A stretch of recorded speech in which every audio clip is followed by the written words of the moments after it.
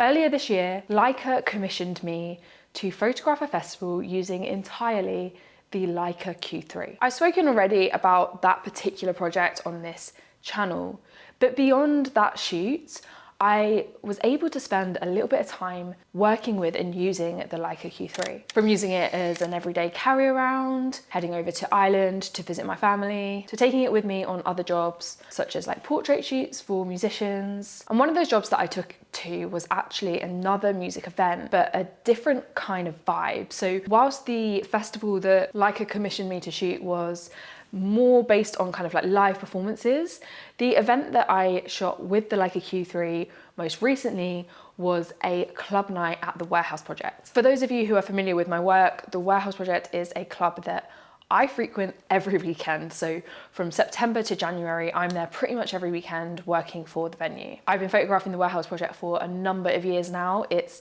almost like second nature to me because, you know, some weekends, most weekends, I spend like upwards of 20 hours a weekend in this venue, photographing this venue. I know where I want to stand. I know how the lighting interacts. I just know how to photograph this venue. But one thing I've always done, however, is photograph this venue using Sony cameras, specifically Sony a7 IIIs and Sony a7 IVs. But since I had a little bit of time left with the Q3, whilst it was out on loan to me, I thought I would shoot one of these events using the Leica Q3. So in today's video, we're going to get into some of the pros and some of the cons of using the Leica Q3 in a club setting.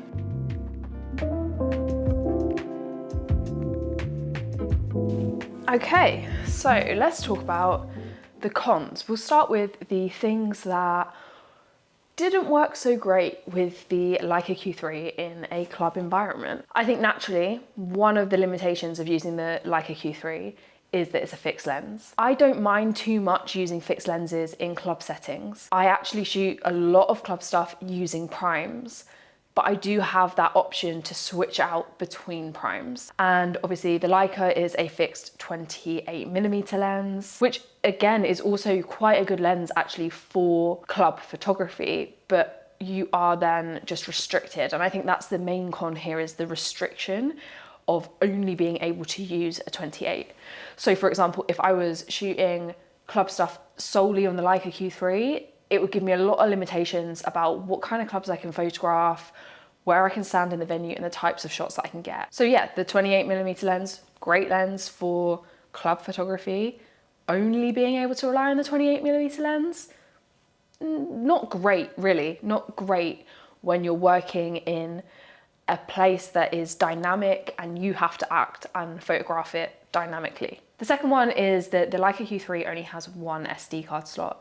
And for me, dual shooting on two cards is very important. It means that it's less likely for me to lose all of my work. You know, there are a lot of things that can go wrong in club photography because you're working in an environment where lots of people are inebriated. There are a lot of high pressure environments. There are a lot of environments where within club photography where you're really overshooting, and you don't really want to have an instance where, you know, you could shoot a set and you could be shooting a headline set, like a few hundred images within that set, and then your card corrupts and you have no backup. So that for me is one thing that would put me off using a Leica Q3 as my sole camera for club photography. The next thing is actually how big the files are. So whilst you can obviously reduce the resolution of your files, the files on Leica Q3, because the resolution is so great, are very big. They are like 4 or 5 times the size of my Sony files, which are already quite big files. And because of this, the camera just can't really keep up with the amount you shoot. A lot of the time in music photography, especially club photography, because of the strobe lights and the quick lighting, you'll shoot using kind of like a continuous shutter or multiple photos within like one shutter press. And this is just kind of commonplace practice to make sure that you get a moment where the lighting is, you know, hitting right. Shooting an event like this on a single shutter is pretty difficult. It's, you know, when I first started, I used to do that and I never really understood how people got the lighting perfectly lined up, because I would be spending all this time focusing and then I'd take a photo and the lighting would change and I'd just miss the moment. That is why in club photography, in music photography, so often we'll use the setting on your camera that allows you to shoot multiple photos within, you know, a couple of seconds. And so this camera does give you that option to shoot multiple photos in high succession, but the files are so big that the camera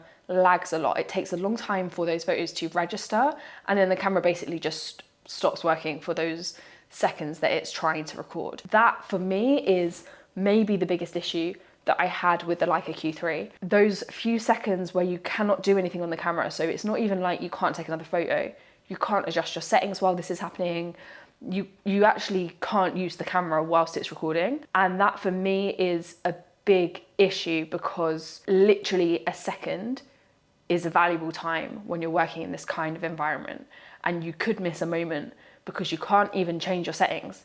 You can't even change based on the exposure whilst those are recording.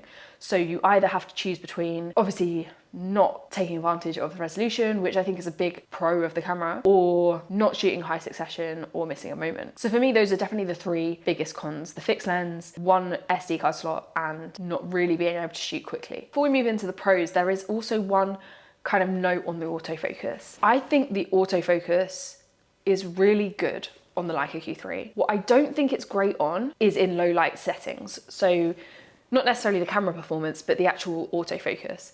I really had a lot of going in and out of focus hunting, whilst I was trying to shoot in the lower light rooms. This is also something that you just don't want from your camera. It's not kind of conducive to have a camera work that slowly when you're trying to work as quickly as you are. So that for me is a bit of a mixed one. The autofocus is great, but not in low light. And in this setting, you really need it to work well in low lights. But let's move into the pros, because there are a lot of pros of this camera, a lot of things that I thought were actually really great and suited club photography. The first one, of course, resolution. We've touched on this before. These files are massive. The resolution is great.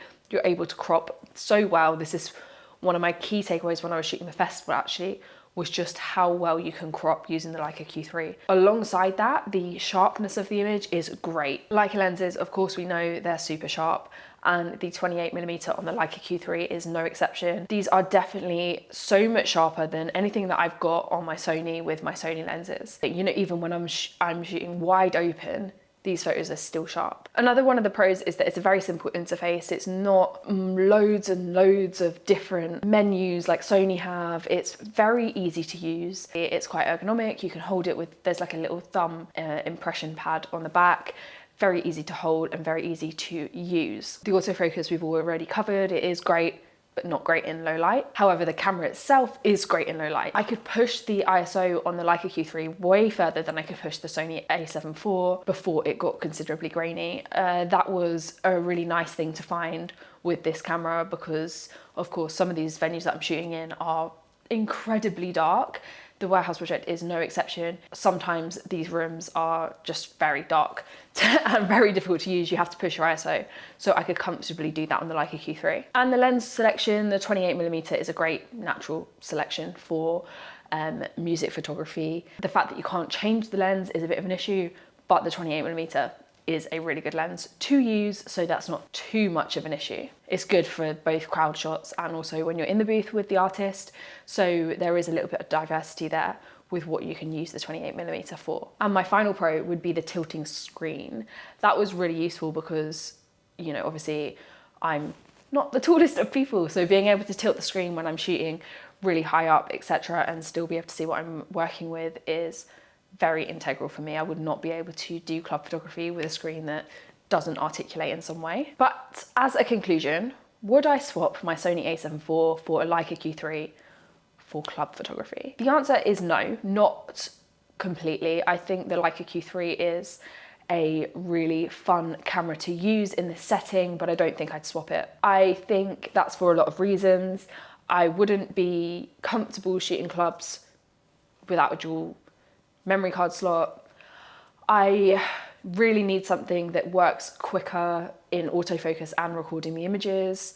I need the diversity of being able to swap out my lenses.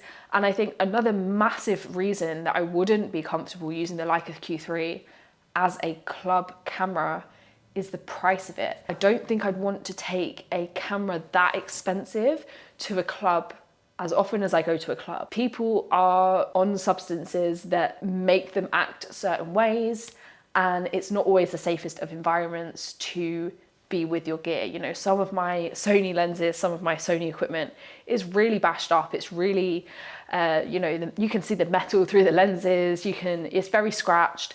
And that is kind of one of those things that you can expect happens to your equipment when you're in that setting. And of course, we know Leicas aren't cheap. I don't think I'd want to be throwing my Leica into a club every weekend, to be honest with you. That being said, some of the features of the Leica Q3 I do prefer over the Sony a7 IV. The resolution is brilliant. In the right setting, the autofocus is great, and the low light performance, if I could put that in my Sony, onto a winner. But it was a fun little test to see if I could use a Leica Q3 within this setting, and the answer is yeah, you can use it, but you might not want to use such an expensive camera in such an unpredictable setting, and there might be better options for this specific type of photography. I'm going to be making some more videos soon about other things I use the Leica Q3 for, such as portrait photography, such as, you know, documenting my everyday life, where it really, really did shine, and I actually loved using it much more so than my Sonys, much more so than Canons, and even, you know, more than a lot of my film cameras. So if you're interested in learning a bit more about the other ways in which I used the Leica Q3, let me know, because those videos will be coming to the channel very shortly. And if you're interested in live music photography,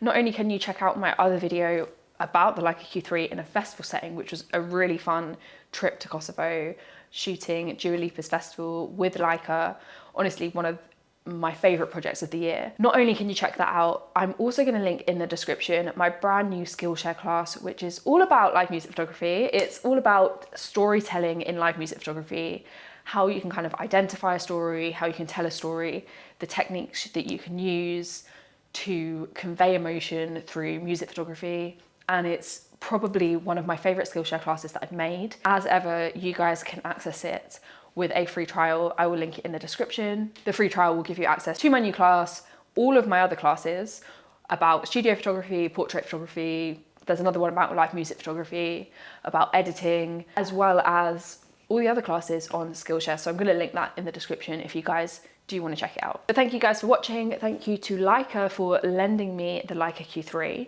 I'm really excited to show you some of my other photos with the Leica Q3 in environments that it's obviously designed for and better suited for. But thank you again for watching, and I will see you guys in the next one.